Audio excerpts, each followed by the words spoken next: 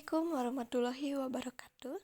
Perkenalkan, saya Jovina Rahayunisi dari kelas 3 CSR Program Studi Pendidikan Bahasa dan Sastra Indonesia dengan nomor induk mahasiswa 2032200054. Di sini, saya akan mempresentasikan sebuah materi yang berjudul Pelanggaran Hak Asasi Manusia di Negara Palestina. Hak asasi manusia merupakan hak dasar yang secara kodrat melekat pada diri manusia yang bersifat universal. Oleh karena itu, harus dilindungi, dihormati, dipertahankan, dan tidak boleh diabaikan, dikurangi, atau dirampas oleh siapapun. Kemudian, pelanggaran hak asasi manusia adalah setiap perbuatan seseorang atau sekelompok orang, baik secara disengaja maupun tidak disengaja, yang melawan hukum, mengurangi, menghalangi, membatasi, atau mencabut hak asasi manusia, baik secara individu maupun secara kelompok yang dijamin oleh undang-undang. Lalu, apakah yang terjadi di negara Palestina saat ini sudah termasuk ke dalam pelanggaran hak asasi manusia? Mari kita simak secara bersama-sama.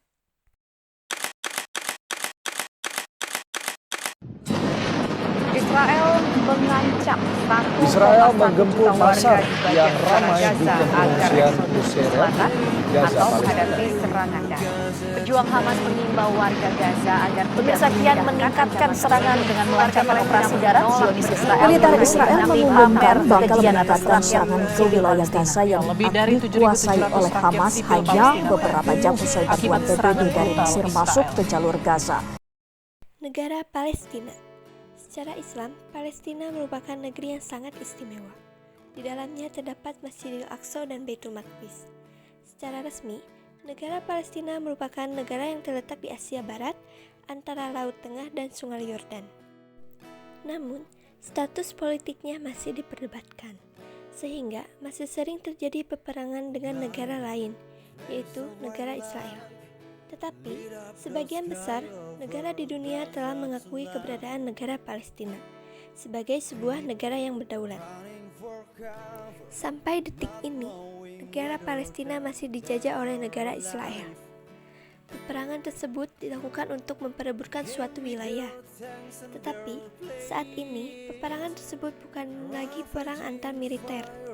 Negara Israel sudah berani menyerang warga sipil.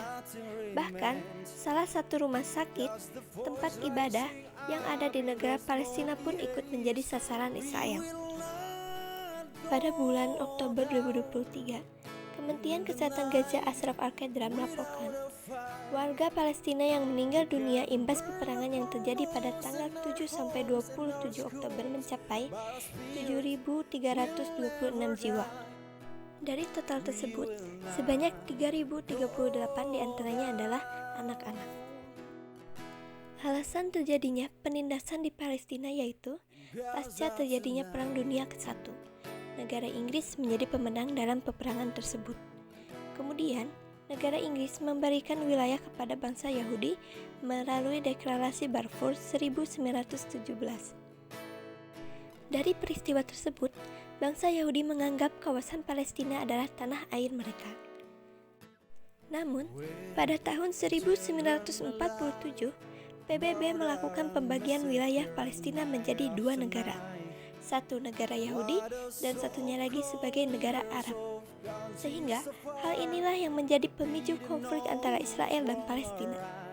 Akibatnya, sampai detik ini masih terus terjadi penyerangan dan penindasan yang dilakukan oleh negara Israel kepada negara Palestina. Reaksi dunia terhadap Palestina saat ini terbagi menjadi 3 macam.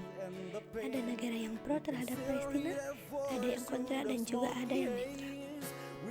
Sementara, terhadap Israel lebih banyak yang kontra. Bahkan, saat ini, beberapa negara menyebut serangan Israel terhadap Palestina adalah pembunuhan massal bagi penduduk Gaza. Mereka pun menyatakan Israel tidak memiliki nilai-nilai kemanusiaan yang paling mendasar karena telah melakukan pembombardiran RS Gaza yang menewaskan 500 orang. Mereka mengutuk Israel karena serangan tersebut sudah sangat melanggar hak asasi manusia bagi penduduk Palestina. Pandangan pribadi saya mengenai peristiwa yang terjadi antara Palestina dan Israel saat ini sudah sangat melanggar hak asasi manusia, karena Israel sudah berani melanggar aturan peperangan. Israel menyerang salah satu rumah sakit yang dalam aturan perang itu sangat tidak diperbolehkan menyerang rumah sakit. Peperangan ini bukan terjadi atas dasar perang antar agama, melainkan perang perebutan wilayah yang detik ini penyerangan tersebut sudah termasuk ke dalam pelanggaran hak asasi manusia. Apalagi penyerangan terhadap perempuan dan anak-anak sangat tidak dibenarkan. Oleh karena itu, sudah seharusnya hal ini dihentikan. Our spirit will never die. We will not go down.